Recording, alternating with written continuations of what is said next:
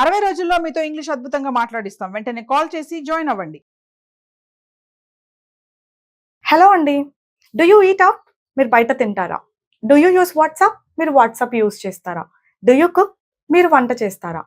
Do you fight with your sibling? మీరు మీ సిబ్లింగ్‌తో fight చేస్తారా? ఇలా డూ యూ అని అడుగుతాం క్వెషన్స్, రైట్?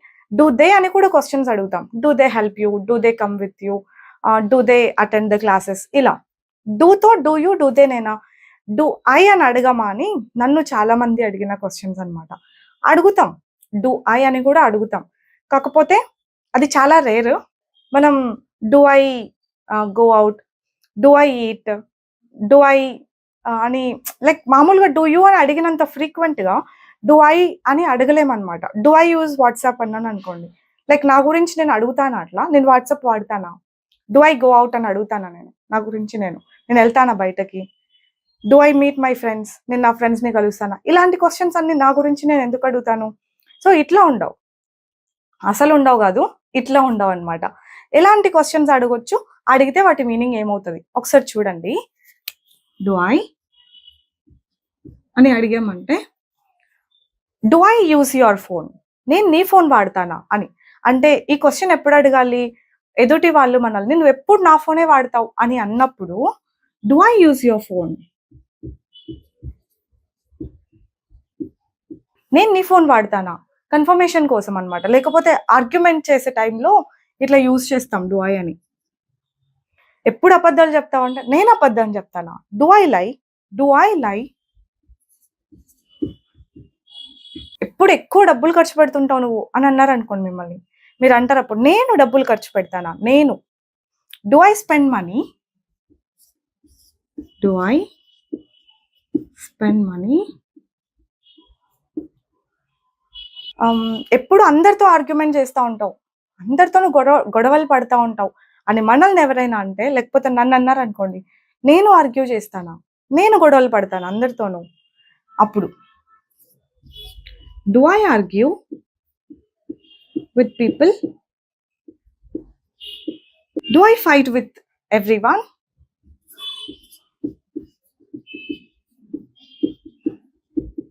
ఇలా నేను గొడవలు పడతానా?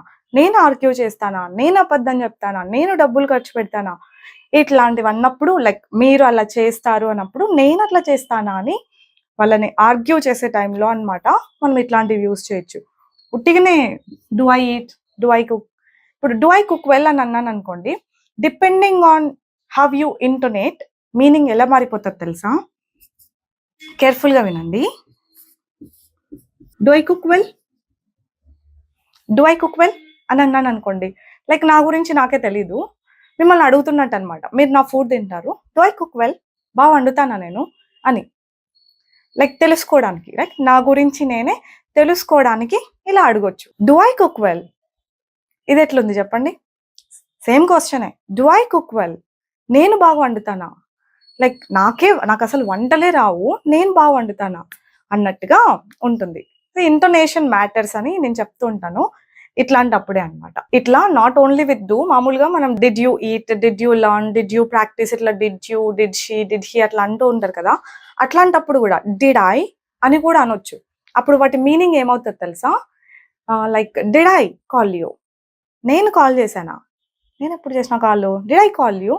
అట్లా నాకే తెలియదు నేను చేశానా అని కన్ఫర్మేషన్ కోసం అడుగుతున్నట్టు ఉంటుంది. ఎందుకు ఇక్కడ డిడ్ ఐ అన్నాను?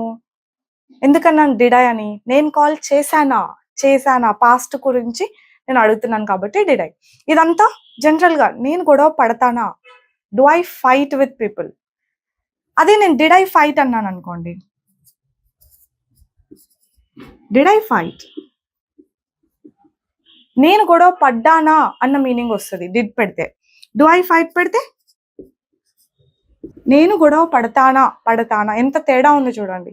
నేను గొడవ పడతానా, మామూలుగా నేను గొడవ పడతానా అని అడిగినట్టు. డిడ్ ఐ ఫైట్ అంటే నేను గొడవ పడ్డానా అని, ఇది పాస్ట్ గురించి అడిగినట్టు. అలా పాస్ట్లో నేను చేశానా ఏదైనా ఒక పని అని అడిగేటప్పుడు అంతా మనం డిడ్ ఐ అని కూడా అడగొచ్చు. సో ఇప్పుడు డిడ్ ఐతో కూడా కొన్ని రాద్దాం. డిడ్ ఐ అని ఎప్పుడు అంటామంటే, అగైన్ అది కూడా నువ్వు చేసావు ఆ పని అన్నప్పుడు, నేను చేశానా? అంటే నాకే తెలీదు, చేశానా అని కన్ఫర్మేషన్ కోసం అయి ఉండొచ్చు, లేదంటే కైండ్ ఆఫ్ ఆర్గ్యుమెంట్ లాగా కూడా అయి ఉండొచ్చు. అప్పుడు మనం డిడ్ ఐ అని అడగొచ్చు. నువ్వు నా ఫోన్ చూసావు, నేనా? Did I check your phone? Did you see me checking? అలా అనమాట. నేను నీ ఫోన్ తీసుకున్నాను, did I check your phone? ఎవరైనా మనల్ని నువ్వు అబద్ధం చెప్పావు అన్నారు అనుకోండి, నేను అబద్ధం చెప్పానా చూసారా, పాస్ట్ కదా. అదే మీరు బాగా ఐడెంటిఫై చేయాల్సింది. నేను చెప్తానా అనాలంటే డు ఐ లై, నేను చెప్పానా అని అడగాలంటే డిడ్ ఐ లై. ఈ రెండింటి మధ్య డిఫరెన్స్ అస్సలు మిస్ అవ్వద్దు. ఓకే, డిడ్ ఐ లై, నేను అబద్ధం చెప్పానా, నేను కాల్ చేశానా నీకు కదా, ఎవరికైనా నేను మెసేజ్ చేశానా వాళ్ళకి, నేను అప్పిచ్చానా, ఎప్పుడు ఇచ్చాను, ఇచ్చుంటే తిరిగి ఇచ్చేయి, మర్చిపోయి ఉంటే మీరు చేసిన పనులు ఇలా అడగొచ్చు. Did I lend you money, నేను అప్పిచ్చానా ఎప్పుడు, ఇట్లా అనొచ్చు అనమాట. నేను అడిగానా వాళ్ళని, డిడ్ ఐ ఆస్క్ దెమ్, నేను తీసుకున్నానా, did I take it, did I take it. ఇలా do I, did I difference అర్థమైంది కదా. నేను చేస్తానా, అట్లా చేస్తానా నేను అన్నప్పుడు డు ఐ, నేను అట్లా చేశానా అన్నప్పుడు డిడ్ ఐ. మనం ఇవే కాదు, నెగటివ్ క్వశ్చన్స్ కూడా అడగొచ్చు తెలుసా. నెగటివ్ క్వశ్చన్స్ అంటే మీరు చేసిన పని చేయలేదన్నారు అనుకోండి, ఏంటి, నేను నీకు కాల్ చేయలేదా, నీకు కాల్ చేయలేదా, ఇన్ఫార్మ్ చేయలేదా, నేను నీకు అప్పియలేదా, నేను హెల్ప్ చేయలేదా నీకు నేను, ఇట్లాంటివన్నీ డింటాయి అని అడుగుతారు. ఎలాగా, డింటాయి. వీటితో కూడా కొన్ని రాద్దామా. సో డింటాయి అని ఎప్పుడు అనాలి, మీరు చేసిన పనిని ఇంకొకరు ఎవరైనా చేయలేదు కదా మీరు అన్నప్పుడు మీరు డింటాయి అని క్వశ్చన్స్ అడగొచ్చు అనమాట. ఏంటి, నేను నీకు కాల్ చేయలేదా, ఇన్ఫార్మ్ చేయలేదా నేను నీకు, didn't I inform you, didn't I inform you, inform చేయలేదా నీకు నేను, didn't I message you,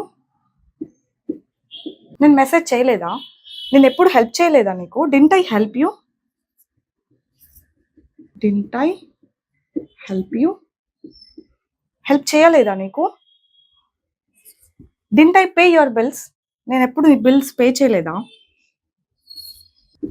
didn't I pay your bill, నీ బిల్స్ పే చేయలేదా నేను డ్రాప్ చేయలేదా నేను డ్రాప్, నేను డింట్ ఐ డ్రాప్ యూ,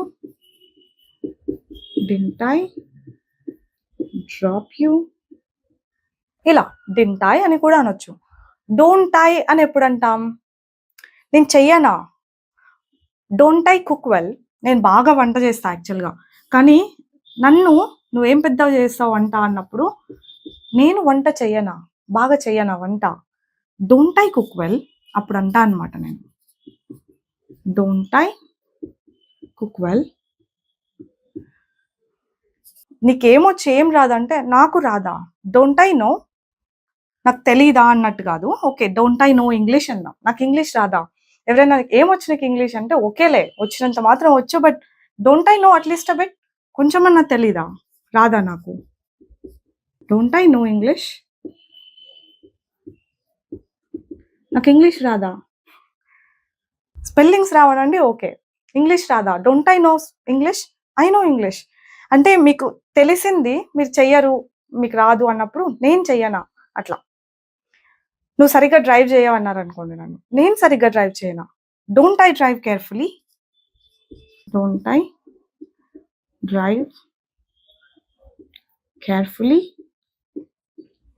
అట్లా నీకు టైపింగ్ రాదన్నారు, డోంట్ ఐ నో టైపింగ్, నాకు టైపింగ్ రాదా, ఇలా అనొచ్చు అనమాట. Don't I, didn't I, do I, did I. అర్థమైందా? మన గురించి మనం కూడా ఇన్ని క్వశ్చన్స్ అడగొచ్చు. ఇంకా ఇవే కాదు, చాలా ఉన్నాయి.